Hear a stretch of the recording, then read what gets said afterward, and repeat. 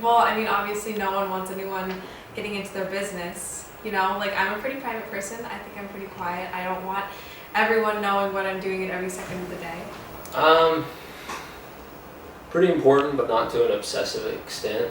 I'm kind of a no boundaries type of guy. I don't really have a filter. I don't really have a lot of limits. So privacy is somewhat important to me, but because of the way I was raised, it's not too important. I think it's very important because if you can't trust people, like what else do you have? Like how do you connect to people?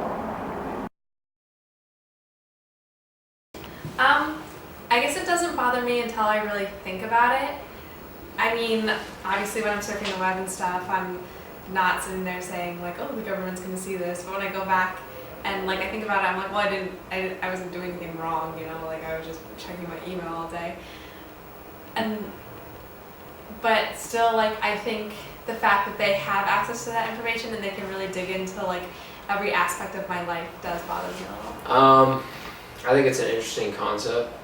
I can see what they're trying to do, and I can see how preventative measures are attempting to be have been attempted.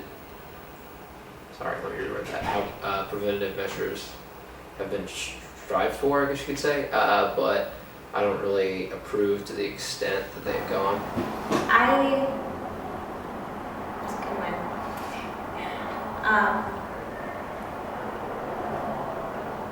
It's hard. It's kind of like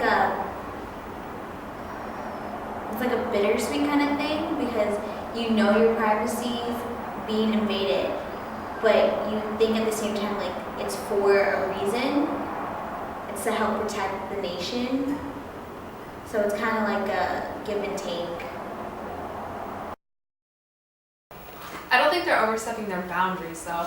I think they're doing what they think is necessary to protect I agree us. that they're right in the idea of we need to prevent terrorism and we need to do what we can to stop it, but I think the idea of the capabilities they have are slightly frightening, like the idea that they can tap into any camera, whether it's a laptop monitor or sometimes even like devices like your Xbox, things like that. Just really anytime there's a screen and a camera that they can see you and watch you, it's a little bit frightening, and I don't agree with things like that. I think there's a fine line that they have to follow, in order to keep what we need to be private and what they need for like national security. It's like, yeah, it's a tough line. I think that there's this view that the government is looking into our information and like keeping it for themselves and like, you know, like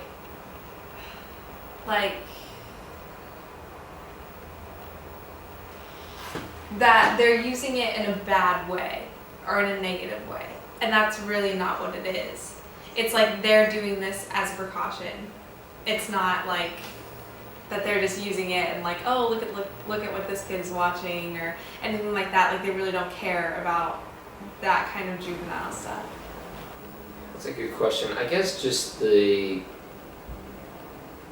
what really makes me mad is the denial of the government that they're in complete like control and that they have every right in the world to do this. And so like there's nothing really, I don't see this surveillance actually stopping, but I mean I felt like if the government honestly just got on a human level with us and just spoke to us as if we're just citizen to citizen and just said, okay, yeah, we were wrong and we overstepped the boundaries and we're sorry about that, that would be enough for me because I can't see the surveillance stopping, but an honest to God apology and just owning up to what's been presented by Edward Snowden and what's been proven would be fine for me.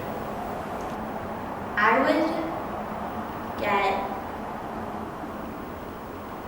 would just have them make it more like rules to follow. So like that line between safety and invasion of privacy isn't breached. on like a regular basis. Okay, thank you.